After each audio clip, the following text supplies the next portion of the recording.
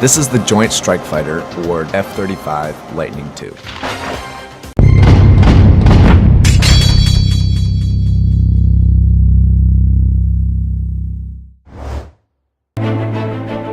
The primary function of the F-35 is basically it's a multi-role fighter jet. So just like the F-16 at Hill Air Force Base had a bunch of different missions that it would go out and do, this jet also does that. Basically, the jet has a bunch of different sensors on it, and instead of me as a pilot having to look down and run each sensor and interpret it, the jet kind of does it for me. So it puts all of it together, puts it on one screen, sorts through all the confusion for me, and gives me an end product that I can use.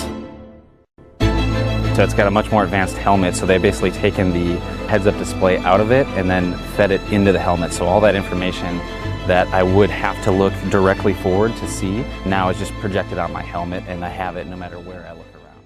Growing up near an Air Force base, we would always see airplanes flying and go to air shows every year. My grandfather's a private pilot, Air Force veteran as well. It kind of sparked my interest.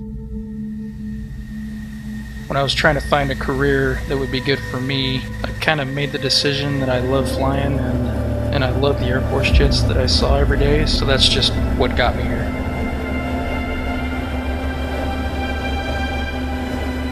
When you sit in an F-16, the nose slopes off to where you can just barely see out the front. It's a bubble canopy without a canopy bow, and you literally, when you get airborne, you feel like you're sitting on top of the world. The F-16 is my first love in terms of fighter planes. I've got over 60 combat missions in both Iraq and Afghanistan, and I've got almost 2,000 hours in the F-16. When I was asked to switch over to the F-35 and become initial cadre and instructor for this brand new airplane, I was hesitant because I love the F-16 and I'm comfortable with the F-16, but I was excited because it's the wave of the future, the F-35, and it is where we need to go in terms of fighting tomorrow's war. I love where this airplane is going, and I love the fact that it's designed to take us to the next step in capability. There's millions of lines of code in the software, and this thing is no kidding, a flying computer. It's got cleaner lines, you don't have wing tanks on it, you don't have external racks of ordnance, you don't have missiles or bombs hanging under the wings. It's just a slick airplane. You know, evades radar, evades infrared sensors, so it's a stealthy airplane, which is the biggest difference.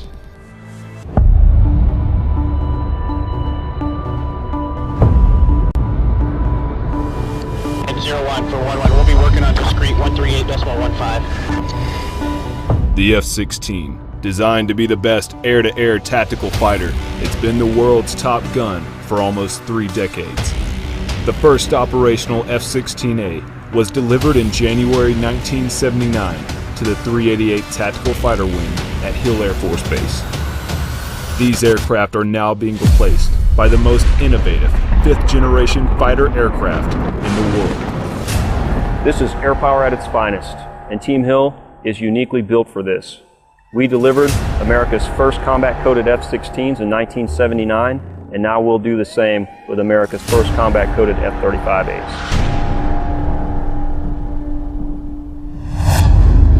Team Hill is excited to usher in America's and the Air Force's newest 5th-generation combat-coated fighter, the F-35A. I love being an avionics specialist because we're out here every day dealing with new challenges. It's always a different thing. It's not the 9 to 5. And the biggest thing for us is the friendships we make doing it. Bringing the F-35 to Hill is a pretty big deal to us because all these other bases we've been training, we've been learning, we've been working real hard to get it to where it is today.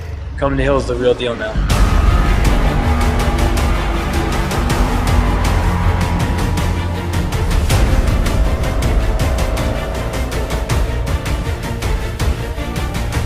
As we prepare to bring in the F-35, we have had phenomenal community support.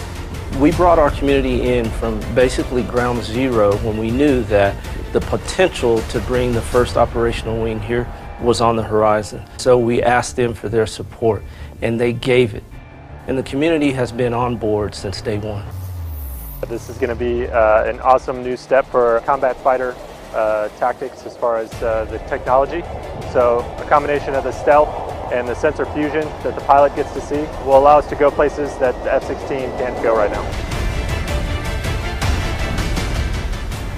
We have a great opportunity to partner with the 388 Fighter Wing from Air Combat Command to fly the F-35. What makes Hill Air Force Base the place for the F-35 is the people.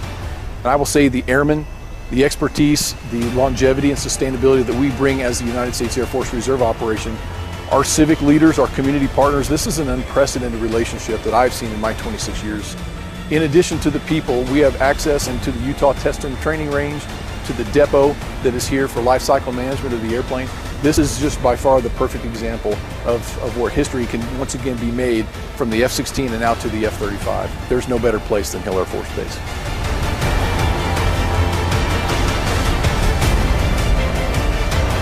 The F-35 is an amazing airplane. Its next generation avionics, stealth, and sensor fusion allow our pilots an unparalleled view of the battle space and the ability to dominate our tactical environment. Switch is hot, cleared, hot, release on conditions. Because we've got some of the finest airmen on the planet, we've got the support of our Air Force leadership, our industrial partners, and our strong local community, and we have the Utah Test and Training Range, which provides some of the most outstanding airspace you'll find anywhere around. I'm absolutely certain we will deliver success.